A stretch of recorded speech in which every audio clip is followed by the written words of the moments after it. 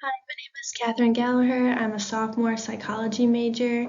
I presented this poster at SEPA that my professor, Dr. Nagy, and I worked on, and essentially we investigated how the construct of mindfulness may mediate the relationship between the constructs of self-criticism and post-event processing. So to give a little background, post-event processing is essentially this rumination specifically about interpersonal interactions that typically occurs following a stressful social interaction.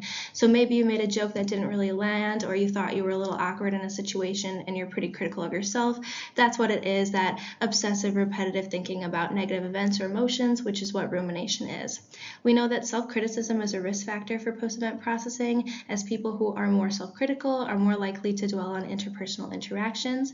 And separately, mindfulness is a five-faceted construct, including observing, describing, acting with awareness, and non-reactivity and non-judging. And typically, people who are more self-critical tend to have lower levels of trait mindfulness. So we hypothesized that deficits of mindfulness would mediate the relationship between self-criticism and post-event processing, and kind of help explain why self-criticism leads to post-event processing. So we had participants fill out self-report measures of all three of these constructs, and ultimately what we found was that deficits in only certain facets of mindfulness can help to explain why self-criticism leads to these dwelling on unpleasant social events.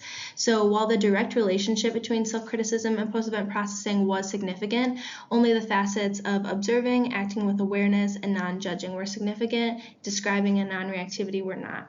So ultimately what this means is that if you have deficits in the ability to objectively observe, act with awareness in, and remain non-judgmental in social situations, those deficits will cause self-criticism to lead to post-event processing more, but the facets of describing and non-reactivity aren't as important.